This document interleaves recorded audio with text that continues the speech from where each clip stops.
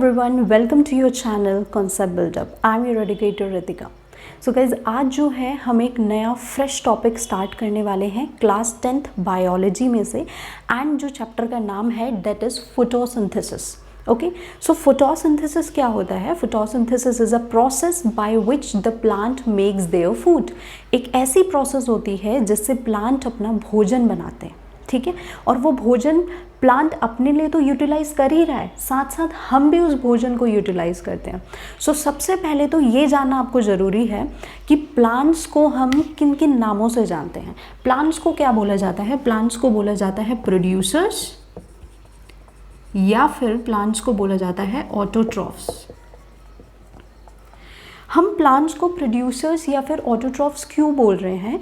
Producers इसलिए because they produce energy, they produce food, right. Autotrophs इसलिए because they make their own food, they have the ability, they have the capacity to make their own food, and that is why they are known as autotrophs. If you talk about us, if you talk about humans, हम लोग क्या हैं? We are consumers. हम consumer हैं, हम consume कर रहे हैं. क्या कंज्यूम कर रहे हैं? प्लांट जो फूड प्रिपेयर करता है हम उसे कंज्यूम करते हैं. तो हम फूड के लिए किस पे डिपेंडेंट हैं? We are dependent on plants for the food. And हम लोग एक चीज़ के लिए और डिपेंड होते हैं प्लांट्स पे. किस चीज़ के लिए? That is O2. तो ऑक्सीजन जो है वो भी तो हमें प्लांट ही प्रोवाइड करता है ना. अब कैसे प्लांट अपना फूड प्रिपेयर करता है, कैसे प्लांट ऑक्सीजन हमें प्रोवाइड करता है, तो ये सारी प्रोसेसेस आज हम समझने वाले हैं इस चैप्टर के थ्रू, क्योंकि ये प्रोसेस क्या होती है? फोटोसिंथेसिस होता है. तो जैसा कि हम बात करें कि फोटोसिंथेसिस में हम पहले तो जानते हैं क्या हमें इनपुट चाहिए, क्या आउटपुट चाहिए. First of all if you talk about the inputs, input मतलब जो चीज़ें प्लांट को रिक्वायर हैं फोटोसिंथेसिस करने के लिए, एंड आउटपुट मतलब कि जो प्लांट चीज़ों का आउटकम देता है, मतलब प्लांट क्या प्रोवाइड करता है, एज अ रिजल्ट हमें क्या मिलता है. तो सबसे पहले इनपुट में हमें क्या क्या चाहिए? प्लांट को क्या क्या चाहिए? प्लांट को चाहिए CO2, प्लांट को चाहिए वाटर, प्लांट को चाहिए लाइट, एंड प्लांट को चाहिए क्लोरोफिल. ठीक है, तो प्लांट को 4 चीज़ें चाहिए होती हैं, that is CO2, water, light and chlorophyll. And what is the output? फिर ये सारी प्रोसेसेस, ये सारी जो रॉ मटेरियल है, ये सारा रॉ मटेरियल यूज़ होता है किस प्रोसेस में? जिसे हम फोटोसिंथेसिस बोल रहे हैं. ये सारा रॉ मटेरियल फोटोसिंथेसिस में यूज़ होता है, और फाइनली फोटोसिंथेसिस का आउटकम क्या होता है? हमें मिलता है फूड एंड O2. तो सिंपली क्या किया फोटोसिंथेसिस में प्लांट ने क्या बोला? प्लांट ने यूज़ किया CO2, water, light and chlorophyll. ठीक है, ये सारी चीज़ें रॉ मटेरियल था, प्लांट ने यूज़ किया, और फाइनली प्लांट ने दिया क्या? वो दिया फूड और वो दिया वाटर. जैसे हम घर में कुछ भी पका रहे हैं किचन में, तो हमें सबसे पहले किचन में कुछ बनाने के लिए रॉ मटेरियल चाहिए. कोई सब्जी बना रहे हैं सपोज़ हम, तो हमें उसके लिए पहले रॉ मटेरियल चाहिए. हमें प्याज चाहिए, टमाटर चाहिए, और हमें बहुत सारी चीज़ें चाहिए होती हैं, इंग्रेडिएंट्स जिसे हम बोलते हैं. तो वो सारे इंग्रेडिएंट्स जब बन जाते हैं और फाइनली हमें क्या मिलता है? हमें फूड मिलता है जिसे हम खाते हैं, और खाने के बाद हमें एनर्जी मिलती है टू डू सम वर्क. इसी तरीके से प्लांट भी, प्लांट के इंग्रेडिएंट्स क्या हैं? प्लांट के रॉ मटेरियल क्या है? CO2, water, light and chlorophyll. And what is the outcome? Plant को क्या मिल रहा है उससे? प्लांट को मिल रहा है फूड. प्लांट ऑब्टेन कर रहा है उससे एनर्जी. एनर्जी क्यों चाहिए प्लांट को? क्योंकि प्लांट को भी तो अपना काम करना है भाई. प्लांट को भी तो फूड प्रिपेयर करना है, प्लांट को भी तो सारी प्रोसेसेस करनी है, ट्रांसपोर्टेशन करना है प्लांट को, इतने सारे काम हैं उसके भी, तो उसके लिए एनर्जी की रिक्वायरमेंट है, तो इसीलिए फूड मिल रहा है. अब जो O2 होता है वो एज अ बाय प्रोडक्ट मिलता है. यहाँ पे O2 क्या मिलता है हमें? एज अ बाय प्रोडक्ट मिलता है. अब ये देखना पड़ेगा कि चलो ठीक है, हम समझ गए फोटोसिंथेसिस तो होता है, बट ये जो प्रोसेस है फोटोसिंथेसिस का, ये कहाँ पे हो रहा है? The process of photosynthesis takes place in the leaves. कहाँ होता है ये? लीव्स में.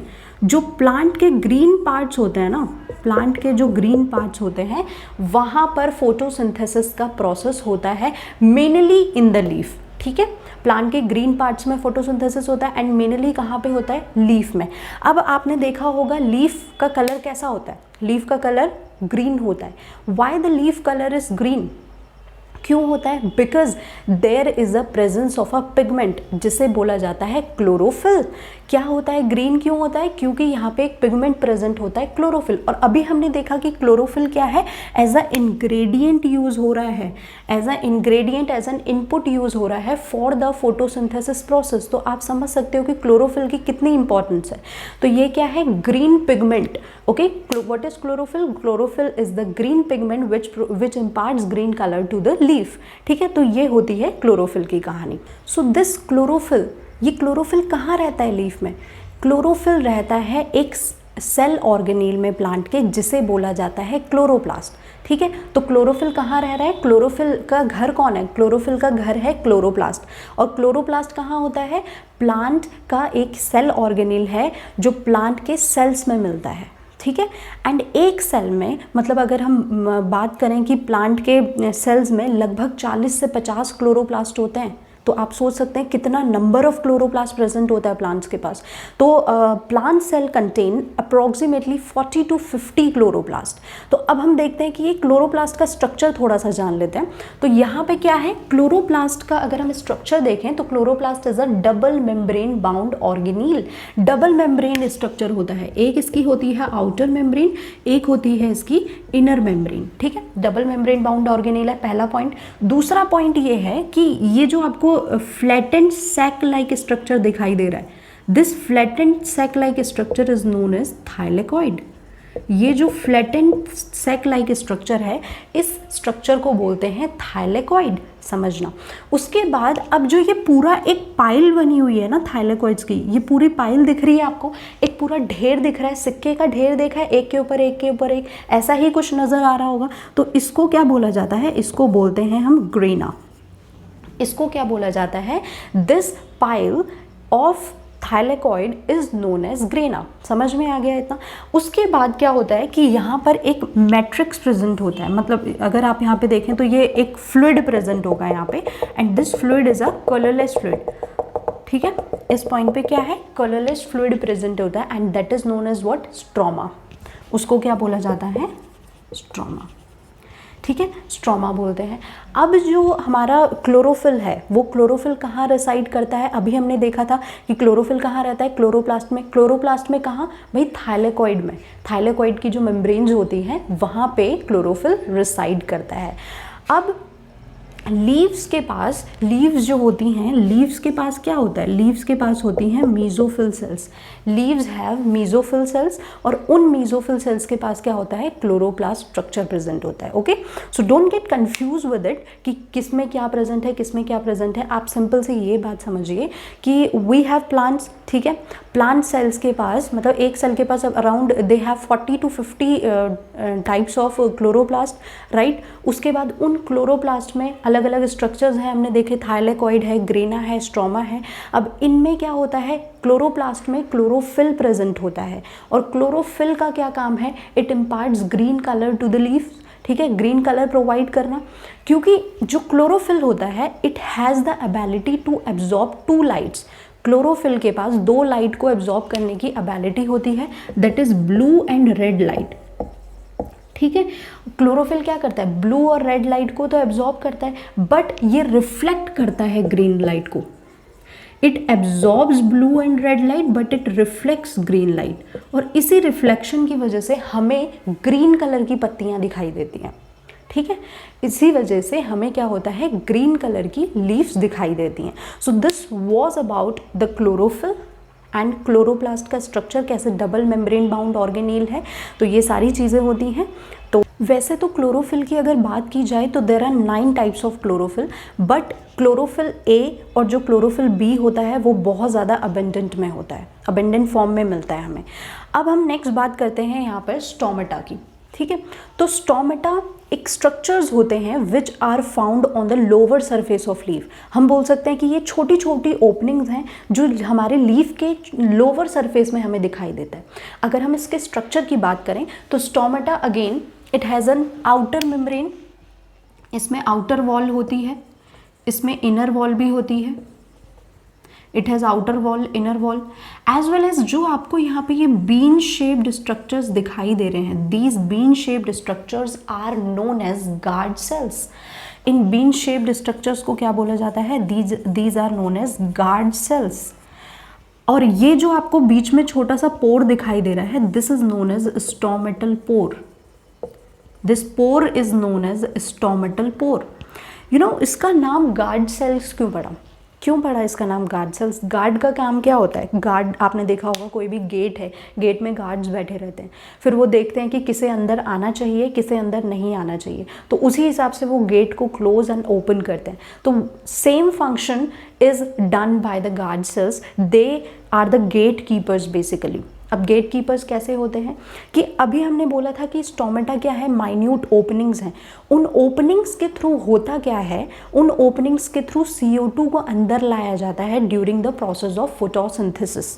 ठीक है, उसमें क्या हो रहा है कि फोटोसिंथेसिस जब हो रहा है तो उस टाइम पे CO2 को अंदर लाया जा रहा है। गार्ड सेल के पास CO2 पहुंचा, ठीक है, स्टोमेटा के पास गया, स्टोमेटा के पास उसने गार्ड सेल से मिला, वो गार्ड सेल से उसने बोला कि मुझे अंदर आना है। अच्छा, उसने बोला ठीक है तुम्हारे पास आइडेंटिटी कार्ड है, किस चीज़ का, फोटोसिंथेसिस का। उसने बोला ऑफ कोर्स मुझे फोटोसिंथेसिस करना है तो इसलिए मुझे अंदर आना है। तो गार्ड सेल ने बोला ओके। तो गार्ड सेल अभी दे वर लाइक क्लोज्ड, ऐसे थे वो, बिल्कुल क्लोज थे।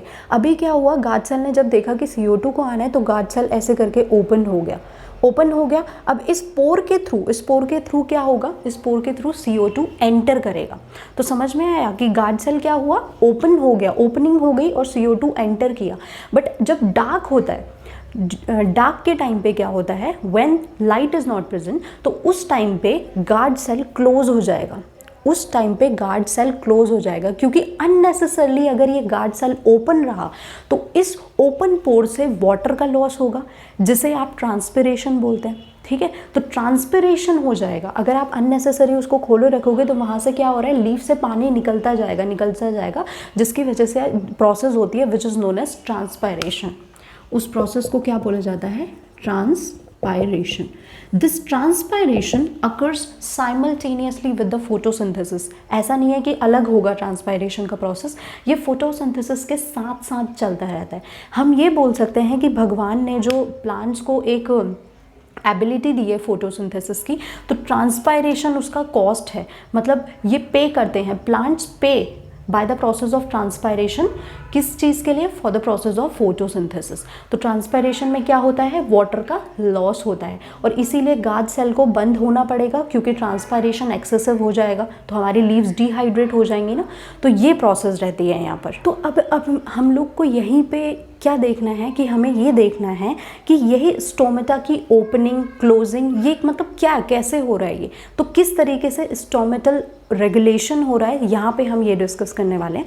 तो स्टोमेटल रेगुलेशन के लिए, मतलब स्टोमेटा की ओपनिंग क्लोजिंग के लिए 2 थ्योरीज आई थी।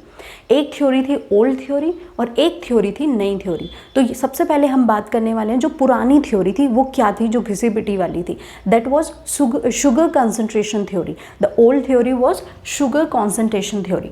ध्यान से सुनना, इस थ्योरी के अकॉर्डिंग जब दिन होता है, दिन में लाइट होती है, लाइट होगी तो क्या होगा, लाइट डिपेंडेंट रिएक्शन फोटोसिंथेसिस हो रहा है। ठीक है, तो क्या हो रहा है, दिन में लाइट होने की वजह से फोटोसिंथेसिस का प्रोसेस हो रहा है। एंड फोटोसिंथेसिस का प्रोडक्ट क्या था, अभी हमने देखा था फोटोसिंथेसिस का प्रोडक्ट था food in the form of glucose.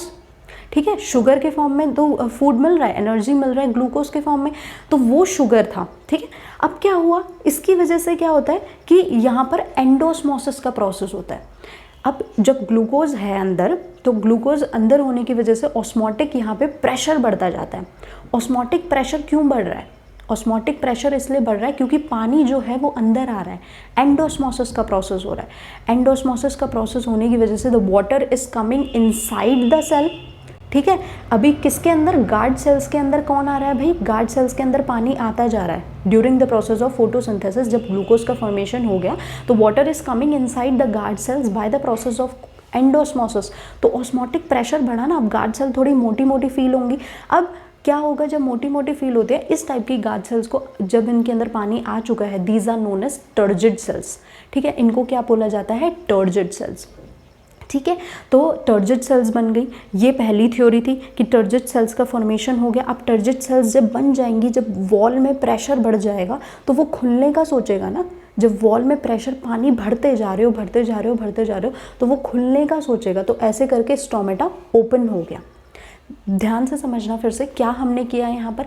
हमारे पास फोटोसिंथेसिस का प्रोसेस था, ग्लूकोज वॉज फॉर्म्ड। अब क्या हो रहा है, एंडोस्मोसिस हो रहा है। यहाँ पे कौन सा प्रोसेस हो रहा है, एंडोस्मोसिस। एंडोस्मोसिस, एंडो का मतलब है अंदर। अंदर कौन आ रहा है यहाँ पे, the water is coming inside the guard sales. Guard cells बेचारे पहले ऐसे थे, अभी क्या हो रहा है, पानी आता जा रहा है। देखना ध्यान से, ये हमारे गार्ड सेल्स थे, बहुत ही मतलब बिल्कुल सिकुड़े हुए से, बिल्कुल श्रिंक्ड फॉर्म में थे। अभी क्या हुआ, यहाँ पे वाटर आया। वाटर आया तो अब गार्ड सेल्स का जो ये पोर था, ये पोर पे नोटिस करना आप, क्या ये पोर अब थोड़ा बड़ा हो गया। पहले जो ये पोर इतना सा था, अब ये पोर बड़ा हो गया। ऐसा क्यों हुआ, क्योंकि पानी अंदर भर रहा है गार्ड सेल्स के अंदर। गार्ड सेल्स के अंदर भर रहा है पानी, तो गार्ड सेल्स भी तो अपना साइज इंक्रीज करेंगे ना। उनके वॉल में प्रेशर एक्सर्ट होगा, यहाँ से क्या होगा, वॉल में प्रेशर एक्सर्ट होगा और ये बाहर की तरफ खुलने की सोचेंगे, जिसकी वजह से स्टोमेटल पोर की ओपनिंग हो जाएगी। समझ में आया, स्टोमेटल पोर क्या हो जाएगा, ओपन हो जाएगा। बट जो सेकंड पार्ट था इसका, एंडोस्मोसिस का, उसके बाद फिर इसी में था कि एक्सोस्मोसिस भी हो रहा है। क्योंकि एंडोस्मोसिस तो दिन के टाइम में हो रही है ना, अब रात के टाइम में क्या हो रहा है, रात के टाइम पे क्या होता है यहाँ पर कि एक्सोस्मोसिस का प्रोसेस होता है। एक्सोस्मोसिस, एक्सो का मतलब है बाहर जाना। बाहर कौन जा रहा है, now water is moving outside the guard cells. In the process of endosmosis the water was coming inside the guard sales, now the water is moving outside the guard sales during the process of exosmosis. अब जब बाहर जाएगा, पहले देखो, अब यही आप देख लीजिए, चलो ठीक है, यहाँ पे बना देते हैं हम। यहाँ पे क्या था, ओपनिंग, देखो ओपनिंग बहुत बड़ी है, गार्ड सेल्स में भी पानी पूरा भरा हुआ है, पूरा फिल्ड है पानी। बट अब क्या हो रहा है कि पानी को जाना है बाहर। Now this water is moving out, और जब ये वाटर बाहर की तरफ निकलेगा तो ये जो इसकी ओपनिंग होगी, क्या ये पहले की तरह श्रिंक पोजीशन में आ जाएगा। जब बाहर निकलेगा, पानी बाहर निकल रहा है तो वो सिकुड़ता चला जाएगा। उस टाइप की सेल को क्या बोलते हैं, flaccid cell. That cell is known as flaccid cell. Flaccid cell, ठीक है। तो वो फ्लैसिड सेल हो जाएगी और पानी जो है वो एक्सोस्मोसिस के थ्रू बाहर निकल जाएगा। Now the stomata will be closed, stomata close हो जाएगा। और इस केस में क्या हो रहा था, in the process of endosmosis turgid cell was formed. Turgid cell बन रहा था यहाँ पे, ठीक है। And water was coming inside the cell, ठीक है। एंड एक्सोस्मोसिस में क्या हुआ, water is moving outside the cell, और यहाँ पे क्या है, फ्लैसिड सेल का फॉर्मेशन हो रहा है, ठीक है। जैसे आप एक ये समझिए कि कोई मोटा आदमी है, ठीक है। मोटा आदमी क्या करता है, भर भर के खाना खाता है, इतना खा लेगा कि फटने, मतलब बहुत ज़्यादा है ना, तो बहुत ज़्यादा खाना खा लिया तो पेट फटने को तैयार हो जाता है। तो हमारा जो फूड है वो स्टमक की वॉल पे प्रेशर एक्सर्ट करता है, हमें लगता है कि यार फट जाएगा, है ना। तो उसका जो पोर है वो बड़ा हो गया, the pore has been opened. इसी तरह से गार्ड सेल्स के में भी हुआ, जब पानी अंदर आया पोर बड़ा हो गया, स्टोमेटा ओपन हो गया। अभी क्या हुआ कि फिर उसने, मोटे आदमी ने सोचा नहीं मुझे डाइटिंग करनी है। उसने क्या करा, खाने का जो प्रपोर्शन है वो कम कर दिया, उसने डाइट करा और डाइट करने की वजह से अब उसका स्टमक ऐसे हो गया। जो पहले स्टमक ऐसे था अब वो ऐसे हो गया, तो एंडोस्मोसिस, वही इससे रिलेट करिए आप, यहाँ पे एग्जाम्पल से आपको बहुत अच्छे से समझ में आ जाएगा। उसके बाद एक और थ्योरी आई जिसे बोला जाता है new theory, and this is known as the potassium concentration theory. अभी हमने क्या पढ़ा था, अभी हमने ओल्ड थ्योरी की बात करी थी जहाँ पे हमने शुगर के कॉन्सेंट्रेशन के बारे में बात करी। Now will talk about the potassium का कॉन्सेंट्रेशन। अब कैसे होता है ये कि जब डे टाइम है, डे टाइम में फोटोसिंथेसिस हो रहा है और फोटोसिंथेसिस की वजह से एटीपी का फॉर्मेशन हो रहा है। ATP, adenosine triphosphate, which is energy, ठीक है। एनर्जी बन गई, एटीपी बन गया। अब इस एटीपी के फॉर्मेशन की वजह से it will pump the ATP. ये एटीपी का यूज़ क्या होगा, एटीपी क्या होता है, एनर्जी। अब एनर्जी को कहीं ना कहीं तो यूज़ करना है ना, तो क्या होगा कि जो गार्ड सेल्स होती हैं वहाँ पर एटीपी के हेल्प से पोटेशियम आयन को पंप किया जाता है अंदर। मतलब कि जैसे ये हमारी गार्ड सेल्स है, तो ये गार्ड सेल्स के अंदर क्या लेकर आया जाएगा, यहाँ पे एटीपी क्या करेगा, एटीपी बोलेगा पोटेशियम आयन को कि चलो आप अंदर चलो, तो potassium ion will be pumped into the guard sales with the help of ATP. ठीक है, अब पोटेशियम आयन अंदर आया, पोटेशियम आयन अंदर आने की वजह से फिर जो हाइपरटोनिक काइंड ऑफ सोल्यूशन बन गए, हाइपरटोनिक सोल्यूशन बन गया, क्योंकि पोटेशियम जैसे ही अंदर आता है water also comes inside the guard cells. ठीक है, पोटेशियम अंदर आया, now the potassium ion comes inside the guard cell, और जो वाटर है it will come along the potassium ion and the mixture become hypertonic. अब ये क्या बन गया, हाइपरटोनिक। हाइपर मतलब समझ रहे हो ना, ज़्यादा, मतलब ज़्यादा ज़्यादा हो रहा है। अब ज़्यादा ज़्यादा हो गया तो स्टोमेटा क्या हो गया, स्टोमेटा ओपन हो गया।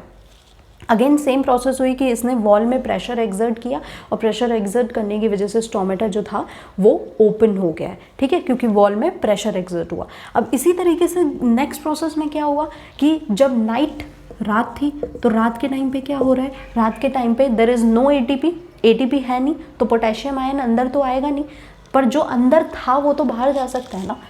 ये गार्ड सेल थी, अब गार्ड सेल में पोटेशियम आयन ऑलरेडी प्रेजेंट था during the day time. Now this potassium ion will move outside the guard cell. Potassium ion क्या कर रहा है, गार्ड सेल के बाहर जा रहा है, और along with the potassium ion the water will also move out of the guard cell. Potassium ion के साथ साथ वाटर जो है वो भी गार्ड सेल के बाहर जाएगा and the stomata will be closed. क्योंकि क्या है, वही थ्योरी से बिल्कुल सेम ही है ना, ऑलमोस्ट हम रिलेट कर रहे हैं, बस यहाँ पे पोटेशियम आयन घुस गया है। ठीक है, वाटर तो सेम ही है ना, हाइपो का कॉन्सेप्ट, हाइपरटोनिक हो गया, ये हाइपो हो गया, कम हो गया ये। Okay, this was hypertonic and this is hypotonic. इसमें क्या हुआ, पहले में क्या हो रहा था, हाइपरटोनिक वाले में कि potassium ion was coming inside the cell, उसे लेके कौन आ रहा था, एटीपी लेकर आ रहा था, and along with the water भी साथ में अंदर आया, पोटेशियम भी अंदर आया, बहुत खाया बहुत खाया बहुत खाया, फूल गया, इसकी वजह से स्टोमेटा का पोर ओपन हो गया। इसने क्या करा, इसने डाइटिंग करी, इसने बोला नहीं, जो मेरे अंदर है मेरे को बाहर निकालना है, पोटेशियम को बाहर निकाला, वाटर को बाहर निकाला, and the stomata becomes close. ये प्रोसेस हुई है यहाँ पर। तो this was about the stomatal regulation. दोनों थ्योरीज हमने यहाँ पर डील कर ली हैं। तो आई होप कि आप लोगों को ये स्टोमेटल रेगुलेशन और जो भी हमने बात करा फोटोसिंथेसिस का, वो अभी तक आपको समझ में आया होगा। In the next part of the video will go on further with the chapter, और let's meet in the next video. Thank you so much. Okay friends, तो ये स्क्रीन पे मेरी मेल आईडी फ्लैश हो रही है। अगर आपको कोई भी क्लास से रिलेटेड क्वेरीज हो तो मुझे इस मेल आईडी में आप मेल कर सकते हैं। जो मेरा रिस्पॉन्स होगा वो विद इन 24 आवर्स आपको मिल जाएगा। Thank you.